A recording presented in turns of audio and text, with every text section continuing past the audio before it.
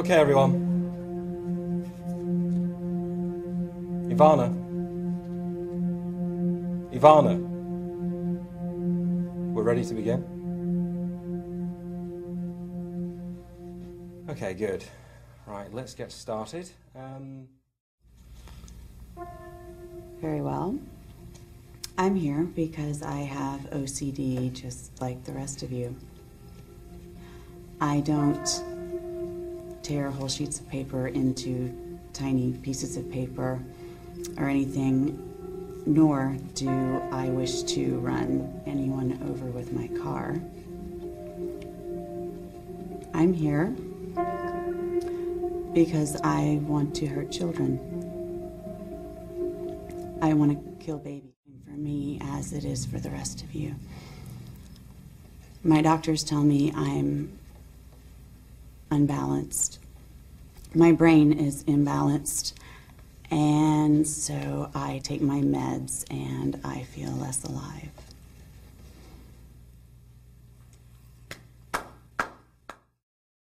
Hi, I'm Anna Wright, and I'm with Mahri Shelton, an actress in local and some feature films, and we're here to talk about her acting career through the years and what's coming up for her. Thanks so much for talking with us today. How long have you been doing this, and what really got you into it? Well, as far as what got me into it, I've wanted to act probably since I was about 5 years old. I used to go door to door and perform for our neighbors for 10 cents. And I would write my own songs and dance and put on little performances, and they would pay me, and I thought, wow, this is great, and I really enjoyed it. Did some acting, just school plays and stuff like that in elementary school. Had a really bad audition experience where I wasn't prepared and froze in front of a gymnasium full of people. Wasn't my fault. I wasn't given the proper information, but I kind of dropped it for a little while. And in college, my brother was a film school student at Florida State, and I started doing student films for him. And really enjoyed it, and decided to get an agent at that time in Florida, and did some industrials and commercial type stuff, and got married and had kids, and didn't act for a while after that, and then got back into it. In 2007, I started taking acting classes at Film Actors Studio, and it's just something that's always been in the back of my head, something that I've always wanted to do, and decided to give it a whirl, and really enjoyed the acting classes, and got myself an agent and started acting professionally, I guess you can say, from that point on. Mm-hmm. Okay.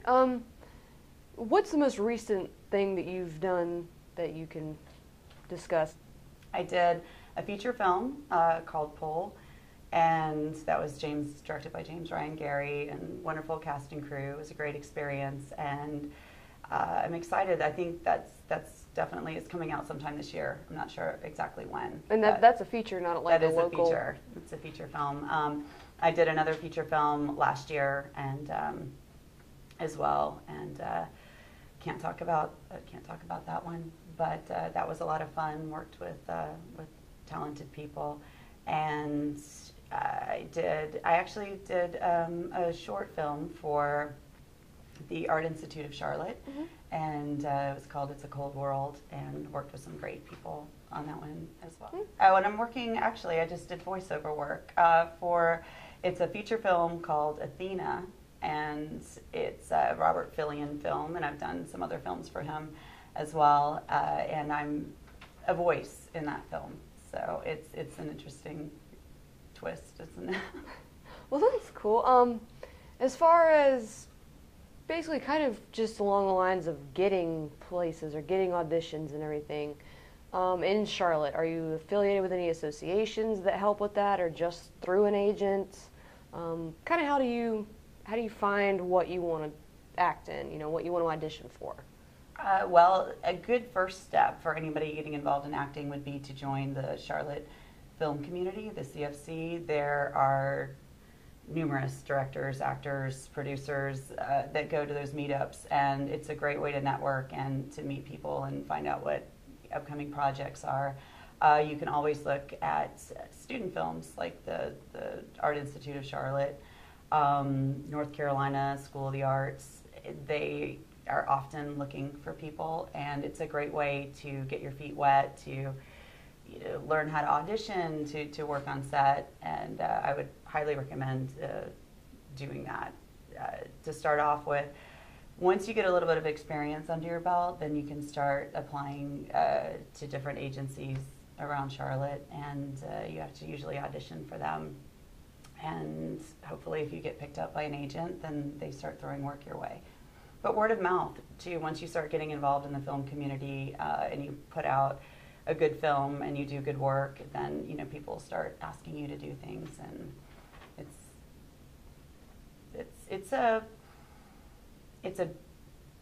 it's kind of a tight-knit community, but it also kind of expands, beyond this area as well. A lot of the films that I've done have gone on to festivals and things like that. So it's a lot of great opportunities out there in this area. Okay. About how many features or short films, pretty much kind of anything that you would qualify as a completed project, how many have you done to date?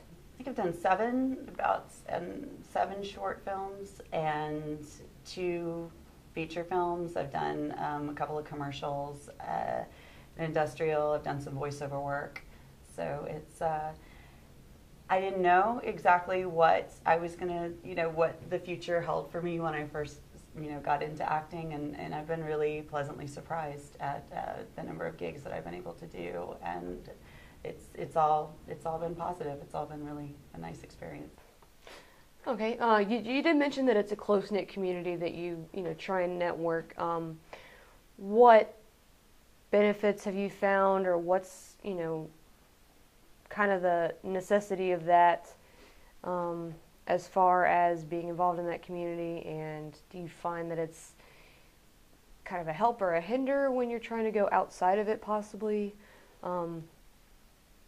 Just as far as like the community and everything, is there a way you can actually break in, or is it just kind of go and wait your turn type of deal?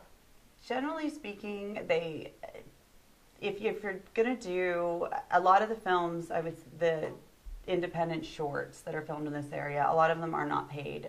Some of them are, and they'll usually specify that, and they'll do casting calls on Facebook. They'll use the Southern Casting Call, and you can look and find out where those auditions are taking place, or through word of mouth at like a community meetup where usually I think it's 15 seconds or 30 seconds to talk about yourself and network in little groups, and someone might say, hey, you've got a great look, I'm doing a film next week.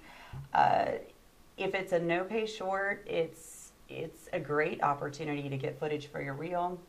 You have a better opportunity of making it if you don't have an agent, and they're generally speaking, for the most part, really good quality films. A lot of the films that I started out doing, I'm really proud of, and they started out as non-paid short films, and I have great footage for my reel. So I would say it's very important to do things like that when you're just starting out, to do the student films. The students of today are going to be the directors that are going to be paying, of tomorrow. So it's never a bad idea to work with these people and get in the door and show them what you can do.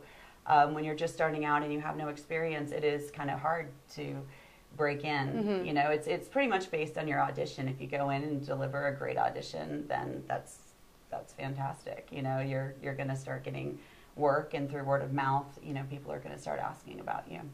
Yeah, I'm like the opposite. It's like if you give me a script or I get to be somebody else, I'm fine. When I have to be myself, I'm like, God, it's so awkward. I don't know what to say. Well, even just kind of going off of that, the enjoyment of playing somebody else, is that what kind of got you into it, or just the idea of going out and performing at all was what drew you to acting? You started with theater, right? No, I did in school, but I was painfully shy, and in high school it was interesting. I would audition, I would book a part, and then I would chicken out, and I would say, I'm sorry, I can't do it. My parents won't let me. So yeah, I have extreme stage fright, but I'm fine on film. With film, I'm fine, and I don't know. Maybe I've gotten over it, but I haven't done theater just because a lot of times it's 3 nights a week of rehearsals, and with the kids and the job and everything, it's very labor intensive. So I haven't had an opportunity, but it's on my list. One day I will conquer that fear. Okay. As far as, you've mentioned studying or whatever, but did you originally go for acting, or did you go for something completely different and just find your way to this? In college, I majored in English, so I didn't go into English and religion. So I didn't go into acting at all. It was just something that was always in the back of my head. That's the best way I can explain it. And when my brother started film school, I was like, I'll be your guinea pig. I'll do all your films. And I realized I really enjoyed it. So that kind of got the fire going.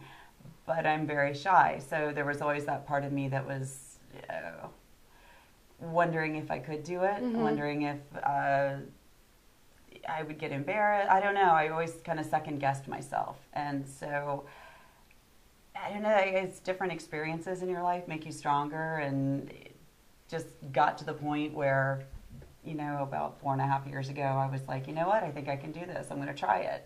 You realize you're not going to live forever, and if you want to follow your dreams, now is the time to do it. So it still makes me nervous at times. Auditions, you're always kind of nervous. It's never... it's also part of the thrill, though, right? It's part of the thrill. It's like the come down, like you're all, I really want this so badly, and you're kind of nervous because you want to be perfect and do it perfectly, and then when it's over, it's just like this, or if you really stank up the room, it's like,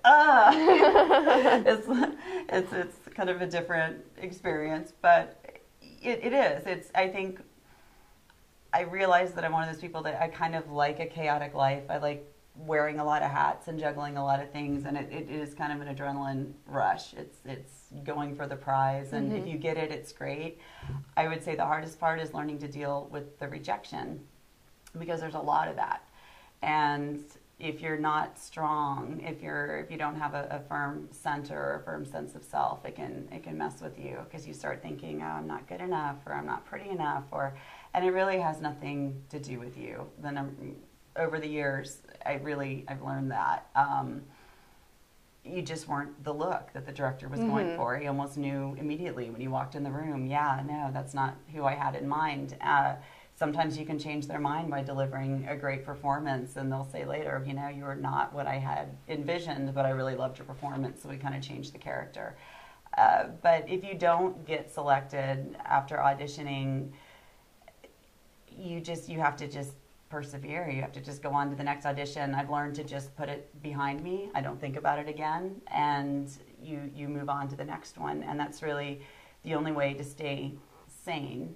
You can't go home and cry every night. And this is one of those, this area, you don't get that many auditions. Like people in LA may get 5+ auditions maybe a day. Here you might get 2 a week if you're lucky, or you may go months and not get one, and then another big project comes around and everybody's excited and you go and audition for it. So there seems to be a lot more, I think, writing on each audition than if you were doing it again and again and again on a regular basis, and just no, and then every once in a while you get a yes. It kind of makes you feel good and keeps you going. But yeah, you have to be strong, because there is a lot of rejection, and you have to be comfortable with that, and you can't see it as being personal. It's a business decision, and that's really all that it is.